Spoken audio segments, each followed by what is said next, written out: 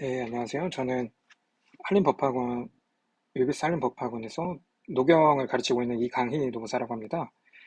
우선은 시험 보시느라 고생 많으셨고요. 어, 오늘 30일에 공인노무사 노경 기출을 한번 이제 나름대로 해설해보는 시간을 갖도록 하겠습니다. 우선 문제 1은 노동 공급에서 나왔고요. 최근에는 노동 공급에서 많이 나와서 노동 수요가 나올 거라고 생각했지만 노동 공급에서 나왔습니다. 그리고 상당히 어려웠죠, 문제가. 자, 문제를 한번 읽어보면 근로자의 노동공급 행위에 관한 소득영어 선택 명령을 응용하여 소비 C 노동시간 2 평면에서 다음 물음에 답하시오. 그러면은 이 아래의 문제들은 이 평면 하에서 논의를 해봐라 라는 것을 전제해주고 있죠. 그리고 총 가용시간은 15시간이고 시간당 임금률은 1만 원이다 라고 전제를 줬습니다. 그러면 이 밑에 있는 모든 것들은 여기 하에서 지배가 되겠죠. 이 전제 하에서. 자, 그럼 물음 1. 개별 근로자의 효용은 소비와 노동시간에 의해 결정된다. 자, 효용이 소비와 노동시간에 의해 결정된다라고 얘기를 해줬죠. 그럼 우리는 무슨 생각을 해야 되냐면 이 노동시간이라는 것과 소비가 그 근로자의 효용을 어떻게 만들어주느냐를 생각해 봐야겠죠. 우선 소비는 증가하면 증가할수록 근로자의 효용을 늘리는 어, 양의 방향으로, 그러니까 한계 효용이 양의 방향인, 양이 플러스인 상태인 것을 의미하고, 그러니까 제한 거죠. 노동시간의 경우에는 이제 한계 효용이 음인 경우를 의미하겠죠. 또는 이제 비재화다라고 말할 수 있겠죠. 그러면은 기본적으로 우리는 이 생각을 하고 가야 돼요. 평면에서 소비와 노동시간이 있다라고 했을 때에 해당 근로자는 근로시간이 적으면 적을수록 그 다음에 소비가 본인이 소비 또는 어, 소비가 더 많으면 많을수록 효용이 더 증가되는 방향으로 무차별 곡선이 그려지겠구나 라고 일단 생각을 해봐야겠죠. 근데 그런 무차별 곡선이 볼록하냐 오목하냐의 형태는 요 아래에 있는 내용들을 기준으로 이제 해봐야겠죠. 자, 예산선을 수식으로 도출하고 이게 첫 번째 물음이고요. 그 다음 두 번째 물음은 소비 한계 대체율이 체증하는 경우와 체감하는 경우로 나눠서 개인의 노동공급 선택을 그래프로 나타내고 설명하시오 라고 했는데요. 일단은 체증하는 경우와 체감하는 경우, 그 다음에 소비 한계 대체율에 대한 개념을 알아야겠죠. 우선 소비 한계 대체율이라는 것은 저희가 어쨌든 그래프를 그려서 표현하는 것이기 때문에 시험장에서 굉장히 압박받는 상황에서 네, 요 정도로만 생각하시고 문제를 하셨어도 저는 괜찮았을 거다라고 생각이 들어요. 그러니까 무차별 곡선의 기울기의 절대값, 정확히 말하자면 접선의 기울기거든요. 그러니까 접선의 기울기의 값이 체증하냐 체감하냐를 묻는 문제구나라고 생각하셨으면 될 것 같아요. 근데 좀 더 나아가서 한번 살펴보자면요. 이제 이 소비 한계 대체율이라는 건 개념적으로 효용 수준을 그대로 유지한 상태에서, 그러니까 동일한 무차별 곡선인 거죠. 소비를 한 단위 더하기 위해 여가 시간을 얼마나 포기할 의향이 있는지 측정. 달리 표현하자면 여가 시간을 포기하도록 하기 위해 이 사람에게 보상해줘야 되는 소비자의 가치. 그리고 우리는 수식으로 이렇게 표현하죠. 델타 1분의 델타 C다. 이렇게 표현을 하고, 이제 소비 한계 대체율은 절대값을 의미하니까 여기에다가 이제 마이너스를 붙여서 이제 표현을 하죠. 그럼 얘의 의미는 무엇이냐? 우리가 일반적으로 소득여가 선택 모형에서 C하고 L 평면에서요. 이렇게 볼록하고 원점에 대해 볼록하고 우하향하는 형태의 무차별 곡선을 그린다라고 배웠죠. 그럴 때에 이것의 의미는 여가 시간을 한 단위 포기하도록 하기 위해 보상해줘야 되는 소비자의 가치. 그러니까 요것을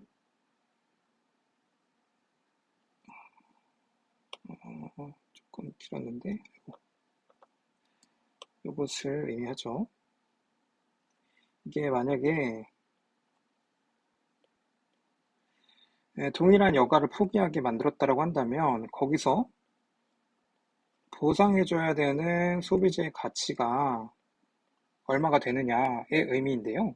그럴 때에 이제 그래프를 봤을 때 제로에서 0에서 양수로 가는 방향으로 생각해 봤을 때에 이 한 단위 여가를 포기시킬 때에 보상해줘야 되는 소비자의 가치가 큰 곳, 이곳은 소비 한계 대체율이 크다 또는 무차별 곡선 접선의 기울기가 가파르다라고 표현을 했고, 그다음에 여기서는 한 단위 소비를 포기하기 위해서 보상해줘야 되는 소비재 가치가 작다라고 해서 소비 한계 대체율이 작다 또는 접선의 길이가 완만하다라고 표현했죠. 그리고 우측으로 가면 갈수록 그 접선의 기울기가 점점 감소하는 형태로 그려진다라고 해서 우리는 이것을 체감하는 형태로 그려진다라고 배웠습니다.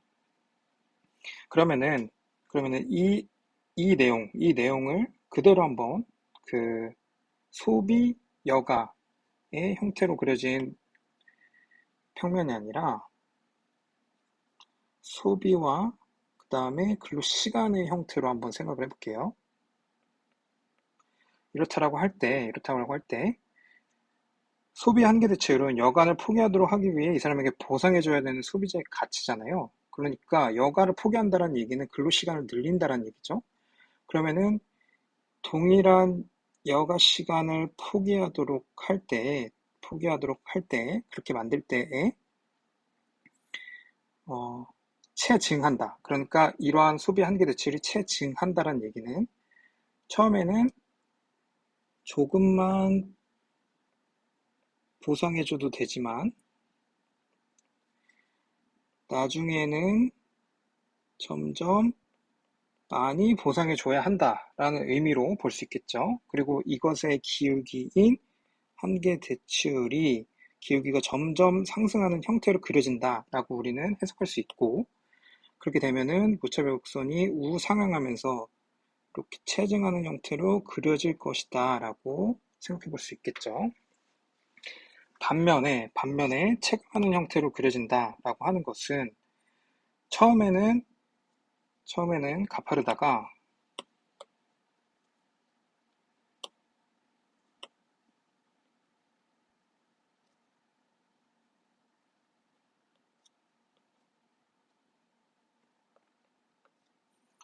처음에는 동일한 사실은 이렇게 여가를 포기하게 만드는 게 근로시간을 늘리는 거잖아요.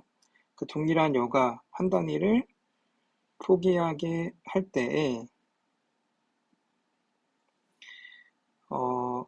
보상해줘야 되는 소비가 상당히 커졌다가 점점 작아지는 형태로 그려진다면 그럼 그래프는 가파르다가 완만해지는 형태로 그려질 것이고, 얘를 그리자면은 이러한 형태로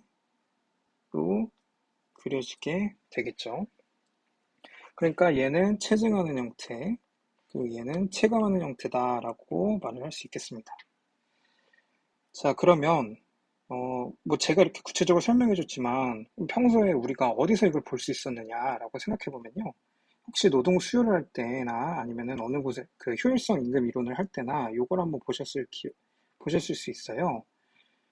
뭐냐면요. 이 생산성은 근로자들을 투입하는 이 근로자예요. 를 초반에 투입할 때는 어, 체증하는 형태로 생산량이 증가하지만 일정 근로자 이상을 고용할 때에는 체감하는 형태로 생산량이 증가한다 라고 배우셨을 거예요. 그래서 이 형태는 체증하고 이 형태는 체감하는 형태구나 라고 하는 것을 평소에 이제 깊이 생각해 보셨다라고 한다면 그러면 이렇게 한번 내가 생각을 해봐야 이렇게 그렸어야 되겠구나 라고까지 생각해 볼 수 있겠죠. 그러니까 이 시험 당시에 내가 너무 정신이 없고 그리고 당황스러워서 체증 체감에 대해서 떠올리지 못한다라고 했을 때 과거에 우리가 배웠던 것들을 이제 기억해내면 되겠죠. 그리고 그렇다면은 이러한 무차별 곡선이 이렇게 그려지는데 그럼 무차별 지도는 어떻게 그려지냐? 아까 설명드렸다시피 얘는 비재화고요. 얘는 재화의 형태이기 때문에 체증하는 형태는 이렇게 위로 올라가는 형태일수록 효용이 높은 것이고 여기서도 물론 이렇게 체감한 형태로 그렸지만 더 높은 위에 있는 효용일수록 더 높은 효용을 누리는 상태라고 높은 위치에 있는 무차별 곡선이 더 높은 효용을 누리는 것이다 라고 생각해 볼 수 있겠죠. 자, 뭐 요거 추가적으로 좀 설명을 드리자면 이렇게 생각해 볼 수도 있어요. 이렇게 직선을 쭉 긋는 거예요. 그래서 동일한 근로를 하면서도 더 높은 내가 소비를 누릴 수 있다면 나의 효용은 당연히 높아지겠죠. 여기서도 동일한 근로 시간이라면 내가 더 높은 소비를 누릴 수 있는 경우라면 더 높은 효용을 누릴 수 있을 것이다 라고 생각해 볼 수 있겠습니다. 그러면은 혹시라도 이렇게 질문하시는 분이 있을 거예요. 이게 한, 어, 체감하는 형태는 이렇게 그려야 되는 거 아니냐라고 생각해 볼 수 있거든요. 그러니까 이것도 체감하는, 이 밑에 있는 것도 체감하는 형태고 이것도 체감하는 형태잖아요. 근데 왜 이렇게 그리면 안 되느냐라고 생각해 볼 수 있어요. 근데 우리는 요거를 생각해 봐야 돼요. 이 사람의 이거는 효용을 나타내는 무차별 곡선이잖아요. 근데 이 무차별 곡선의 이 점과 이 점은 동일한 효용을 누리고 있어야 돼요. 근데 생각해 보면 이 위치는 근로시간이 적으면서도 높은 재화를 소비를 할 수 있어요. 얘는 근로시간이 많으면서도 적은 재화를 소비해야 되거든요. 그렇게 되면 당연히 적은 일을 하면서 더 많이 소비할 수 있는 사람이 더 효용이 높아야 되는데 동일한 무차별 곡선 위에 있다라고 설명하고 있기 때문에 이러한 체감 형태의 그래프는 그려주시면 안 되겠습니다. 그래서 요렇게 그려주셔야 되는 것이고요. 그래서 이제 체증하는 것은 무차별 곡선의 접선의 길기가 점차 상승하는 이렇게 상승하는 형태로 그려주셔야 되고 체감하는 형태는 이렇게 감소하는 형태로 그려주셔야 합니다. 근데 둘 다 근로시간이 늘 때에 소비를 늘려야지만 근로시간을 늘 때 소비를 늘려야지만 동일한 효용을 누린다. 그러니까 점점 우상향하는 형태로 그려진다라는 것에는 동일한 공통점을 가지고 있죠. 자, 그럼 본격적으로 문제를 한번 풀어보면요. 우선 첫 번째로는 예산선에 수식으로 도출하래요. 그러면 우리가 하고 있는 거는 소비와 그 다음에 근로 시간에 대한 평면이잖아요. 그러면은 우리는 이렇게 알고 있죠. 그 사람의 소비 또는 보라스저에서는 이렇게 가정하고 있죠. 그 사람이 얻는 비근로소득과 뭐 근로소득 모든 소득을 모두 다 재화 소비에 활용한다라는 전제 하에서 이 소비는 곧 이 사람이 근로하는 시간 곱하기 시간당 임금률에 의해서 결정이 되겠죠. 물론 여기에 비근로소득을 넣을 수도 있겠지만 이 상태에서는 논의를 좀 간편하기 위해서는 비근로소득은 쓰지 않도록 가정하자라고 해주면 좋겠죠. 그러면은 수식은 저렇게 그려지고 그 다음에 여기가 제로, 그 다음에 여기가 세로축이 C고 가로축이 E라고 했을 때에 얘는 둘이 종속변수 독립변수고 얘가 1만 원이라는 상수로 정해져 있기 때문에 기울기가 1만 원인 시간당 1만 원인 형태의 예산선이 그려질 것이다 라고 알 수 있겠죠. 그리고 총 가용 시간이 15시간이다. 그러니까 이 15시간 이상의 시간을 전혀 선택할 수 없는 형태의 예산선이 그려질 것이다 라고 적어주시면 되겠죠. 그러면 두 번째로 체증하는 경우와 체감하는 경우를 나누어서 노동공급의 선택을 그래프로 나타내고 설명하시오 라고 했죠. 그러면은 체증하는 경우는 어떻게 돼요? 체증하는 경우에는 이런 식으로 그려질 것이고 우리의 예산선은 이 사람이 선택할 수 있는 조합의 조합들을 나타낸 거잖아요. 그러니까 우리는 예산선 안에서만 소비와 근로 시간을 선택할 수 있어요. 그러니까 아무리 이 위에 있는 무차별 곡선 위에 있는 이 효용을 누리고 싶다 하더라도 예산선 하에서만이 효용을 누릴 수 있겠죠. 그러면은 이렇게 접하는 곳에서의 근로 시간을 선택할 것이다 라고 쓰면 되겠죠. 반면에 이 체감하는 경우가 조금 그런데요. 체감하는 경우를 생각해 보면 이런 경우가 있겠죠. 자, 이렇게 그릴 수 있는 경우가 있을 수 있고, 뭐, 이렇게 그릴 수도 있고, 이렇게 그릴 수도 있겠죠. 그럼 얘가 U1, U2, U3이라고 했을 때, 이 사람은 어떤 선택을 해야 되냐. 당연히, 어, 이 근로자 입장에서는 근로 시간이 적으면 적을수록 그 소비할 수 있는 그러니까 소비를 많이 하면 많이 할수록 더 높은 효용을 누리기 때문에 좌상방에 위치하면 위치할수록 더 좋은 효용을 누리게 될 거예요. 더 높은 효용을 누리게 될 거예요. 그렇다면 이 사람은 두 가지 선택을 하게 될 거예요. 그러니까 제가 지금 이 사람의 무차별 곡선이 이런 형태로 그려질 것이다 라고 가정했기 때문에 여기서 근로를 전혀 제공하지 않거나 여기서 완전히 15시간 모두를 근로를 함으로써 동일한 효용을 누리는 이런 형태의 노동 공급을 결정할 수도 있겠죠. 또는 이렇게 될 수도 있겠죠. 막 무차별 곡선이 이런 형태로 그려진 거예요. 그러면은 전혀 노동 공급을 하지 않는 결정을 하게 되겠죠. 근데 이 뒤에 문제의 상태를 좀 고려해 봤을 때는 저는 이 U3와 같이 여기와 여기가 만나는 이 U3 지점에서 15시간을 모두 근로하거나 아니면 근로를 전혀 하지 않는 결정을 할 것이다 라고 했을 것 같습니다. U2랑 U1의 경우에는 물론 이제 여기와 여기 그다음 여기 선택할 수 있겠지만 근로자 입장에서 여기를 생각해 보면 더 적은 근로를 하면서 죄송합니다. 무차별곡선이 이런 식으로 그려지기 때문에 더 적은 근로에 요 정도 소비를 누리는 것보다 이 사람 입장에서는 전혀 근로를 하지 않고 소비도 전혀 하지 않는 상태가 더 높은 효용을 누리고 있기 때문에 이 선택을 하게 되겠죠. 또는 이 사람이 여기서 선택을 한다 하더라도 이 사람이 선택할 수 있는 예산 제약 하에서 더 높은 효용을 누릴 수 있는 지점들이 있기 때문에 이 선택은 효용을 극대화하는 선택이 아니고 이 선택을 하게 될 것이다 라고 써주시면 되겠죠. 자, 그렇다면 물음 2에서 정부에서 최대 근로 시간을 12시간으로 제한하는 규제를 도입하는 경우 예상되는 효과를 그래프로 나타내고 설명하시오 라고 했습니다. 자, 그러면은 12시간으로 제한했대요. 그러면은 예산선에 좀 변화가 생기겠죠.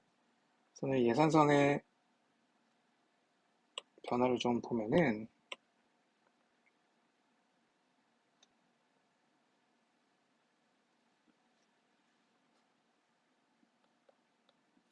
이전에는 15시간까지 이 사람이 이러한 예산선을 따를 수 있다라고 봤는데 이제는 12시간만 일을 할 수 있으므로 이 사람이 근로로 인해서 소비할 수 있는 수준이 여기서 국한이 되는 거죠. 이게 시급 1만 원이라고 했으니 여기는 12만 원이 되겠죠. 그러면은 예상되는 효과를 그래프로 나타내고 설명하시오. 체감한다, 한계 대칭을 체감한다 라고 했으니 앞서 제가 설명드린 것처럼 이렇게 오목한 형태의 무차별 곡선이 어떤 식으로 결정될 것이냐라고 논의를 해볼게요. 그럼 여기서 제가 문제를 풀었다면 이렇게 가정했을 것 같아요. 이렇게 그려요. 이렇게 그래서 두 가지 상황을 다 고려해 보는 거예요. 자, 첫 번째, 만약 이 사람이 여기를 A점이라고 하고 얘를 B점이라고 했을 때 점 A에서 근로를 전혀 하지 않으면서 효용을 극대화를 하고 있는 근로자에 해당한다라고 하면 그렇다라고 하면 이 사람의 예산선이 줄어들었다고 해도 여기가 제거되었다고 하더라도 여전히 이 사람은 여기서 효용 극대화를 누릴 거란 말이에요. 그러면은 이러한 경우에는 여전히 점 A에서 근로를 전혀 하지 않는 상태가 될 것이다 라고 적었겠죠. 그 다음에 두 번째, 만약에 이 사람의 효용이 그러니까 이 점과 이 점이 지금 무차별한 상태이기 때문에 점 B에서 근로를 15시간 하고 있는 근로자였다라고 한다면 그렇다면 이제는 더 이상 이 사람은 예산선 여기가 사라졌기 때문에 이 여기를 선택을 할 수 없게 되겠죠. 여기를 선택할 수 없게 되기 때문에 만약에 12시간을 일한다라고 한다면 이 사람의 무차별 곡선은 아마도 이런 식으로 그려질 수 있어요. 그러면은 U2에서 여기서 12시간을 근로하는 것보다 전혀 근로를 제공하지 않는 것이 더 높은 효용을 누릴 수 있기 때문에 만약에 점 B의 조합을 선택하는 근로자였다면 점 A에 가서 근로를 전혀 하지 않는 선택을 할 것이다 라고 이 두 가지 경우를 설명을 하겠습니다.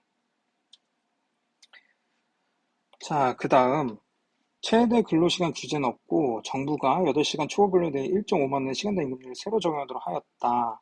현재 8시간 일하는 근로자의 소비, 노동시간 및 효용에 미치는 영향을 그래프로 나타내고 설명하시오 라고 했죠. 자, 이렇다라고 할 때 저는 이렇게 우선은 예산선은 어떻게 그려져요? 처음에는 이렇게 1로 8시간까지 가다가 8시간 이후에서는 1이었다면 1.5로 상승하는 형태로 그려졌겠죠. 그리고 현재 8시간을 일하는 근로자래요. 현재 8시간을 일하는 근로자. 그리고 한계 대체율은 체증한다라고 했대요. 그러면은 자, 원래는 이 사람이 만약에 이렇게 예산선이 이렇게 돼 있어서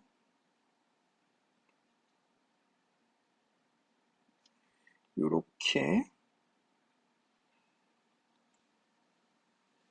근로를 제공하고 있었다라고 한다면 지금 예산선이 상방으로 이렇게 꺾였잖아요.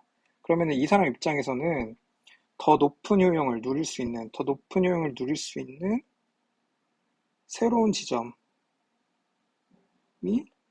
형성이 되겠죠. 그렇게 되면 이 사람은 뭐예요? 더 근로시간을 늘리는 결정을 할 것이다 라고 결론을 내리시면 되겠죠.